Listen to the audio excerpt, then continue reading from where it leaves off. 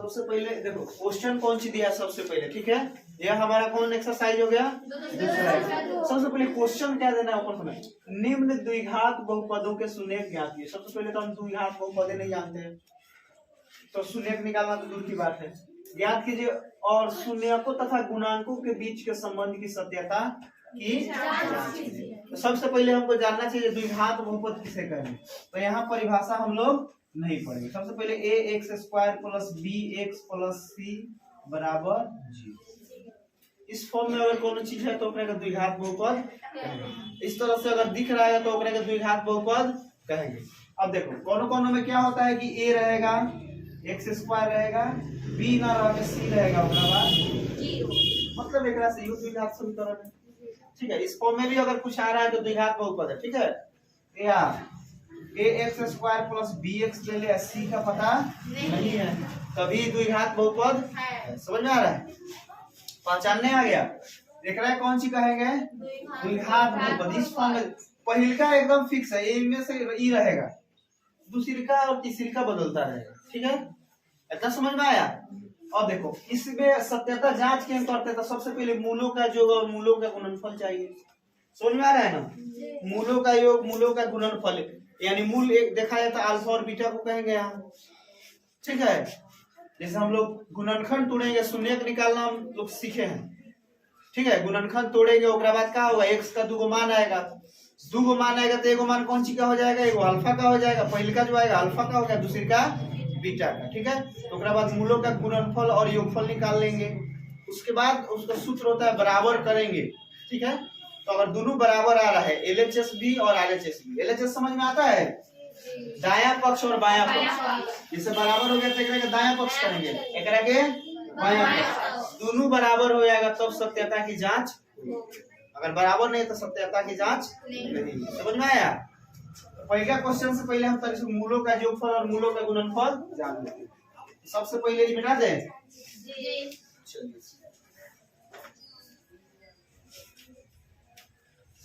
सबसे पहले मूलों का योगफल देखो,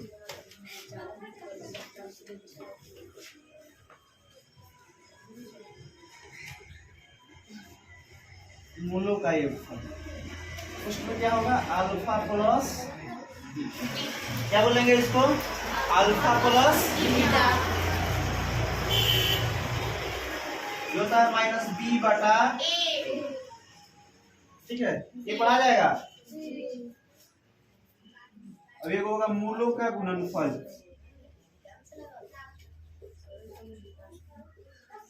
मूलों का गुणनफल alpha into beta, alpha into beta, ये होता है सी बटा।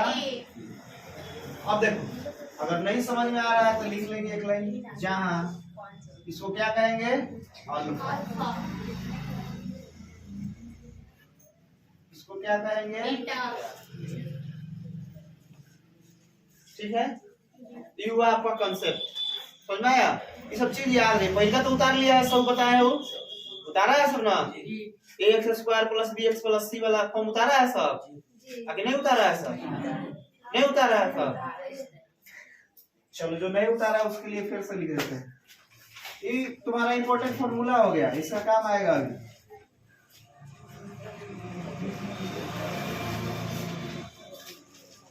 तो ज्यादा हीरो बनने की जरूरत नहीं है, नहीं लिखे हैं तो बोलो, हीरो बनने के चक्कर में पता चलेगा लिखवे ना कि बिक गया, तो बाद में लात भी खाने लगा।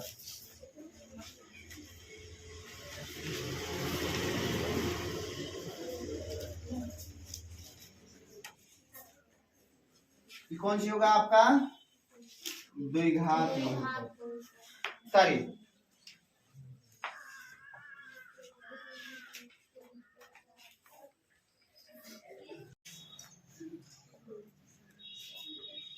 चलो द्विघात बहुपद का एक दो उदाहरण लेके हम लोग चेक करते हैं। सब उतरा गया ना, चलो देखो क्या लिखेंगे। जैसे मान लो क्वेश्चन दे दिया x square plus 5 x plus 6 बराबर 0, द्विघात बहुपद है, समझ में आया। जैसे मान लो एक हो दिया एक्स स्क्वायर प्लस 5x बराबर 0। ये द्विघात बहुपद है। पहले के लिए आ गया, दूसरी का में b दिख रहा है, ये आ गया। तीसरी का समझ मान लो x स्क्वायर प्लस 6 बराबर 0, ठीक है। इस फॉर्म में आ जाए ओकरा कथि कहेंगे, द्विघात बहुपद। समझ में आया? समझ में आ गया नु? मुंह बाने का नहीं, समझ आएगा, सब समझ में आएगा। समझ में आया? ये कौन सी हो गया, द्विघात बहुपद का फॉर्मूला हो गया, जो किताब में देगा तो इसी फॉर्म में आएगा। ax स्क्वायर माने यहाँ कोनो संख्या रहेगा, यहाँ संख्या नहीं ना है, जैसे एगो संख्या वाला देख लो, जैसे मान लो एगो संख्या अगर लिखना होता 5x स्क्वायर प्लस 6x है ना, 5x square plus 6x plus 3 बराबर 0। अब टूटेगा कैसे तुम जानो, फॉर्म देखो, फॉर्म से मतलब है किस फॉर्म में, इस फॉर्म में है, यहाँ डिजिट कौन आता है, डिजिट है, यहाँ भी डिजिट कौन आता है, यहाँ भी डिजिट है, यहाँ सी तो डिजिट ही रहेगा, ठीक है। समझ आया? उतारो इसको भी जल्दी उतारो, चारों एग्जांपल उतारो।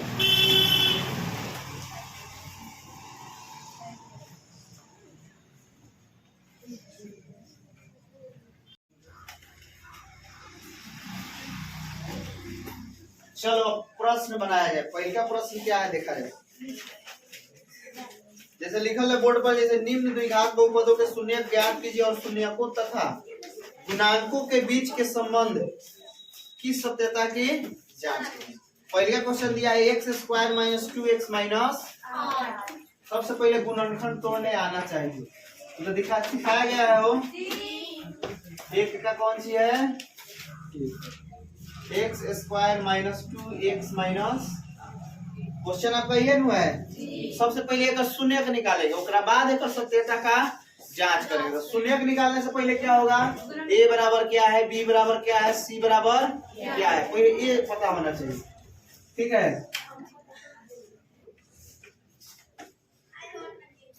देखो a बराबर x स्क्वायर है तो क्या हो जाएगा 1, b बराबर क्या है -2 और c बराबर क्या है -8। अब देखो दो गो तरीका है निकालने का, एगो है विविधकर के द्वारा निकाल लो x अल्फा और बीटा का मान, एगो है कि गुणनखंड तोड़ के निकालो। तो हम लोग गुणनखंड तोड़ के निकालेंगे, क्योंकि गुणनखंड तोड़ना हम लोग सीखे हैं।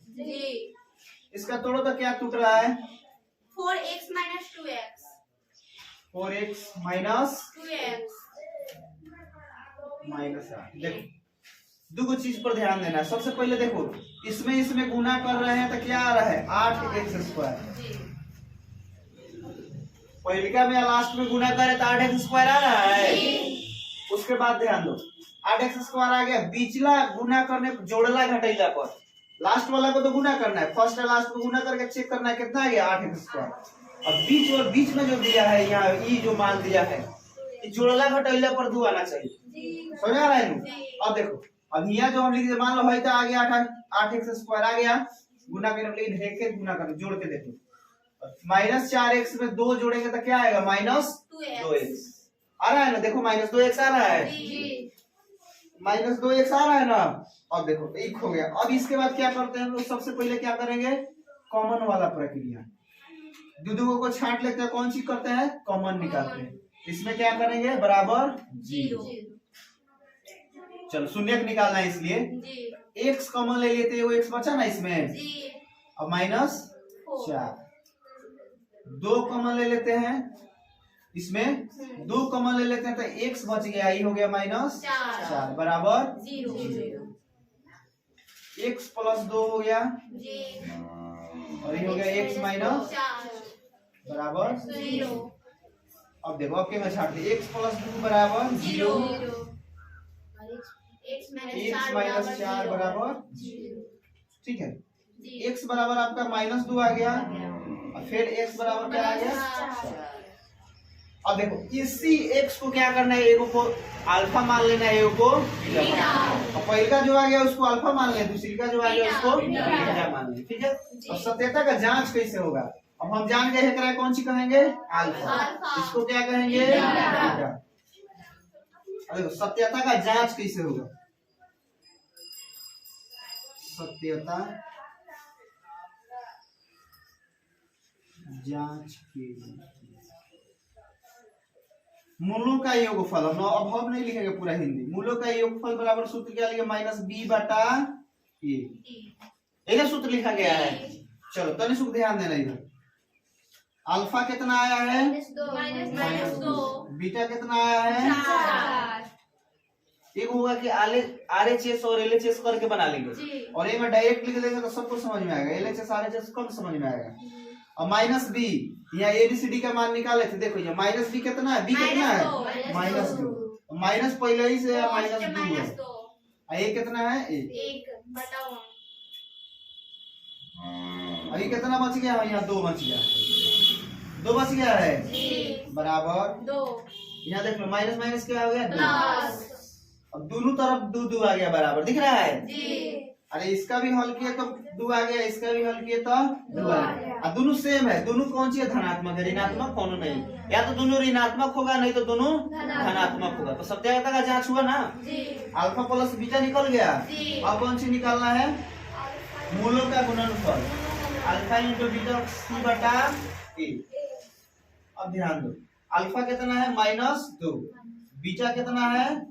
4, और जो सी कितना है? देख लो, अब सी में कितना है? -8 अब बटा 1 अब यहाँ गुना करके देख लो कितना आ गया? -8 बराबर -8।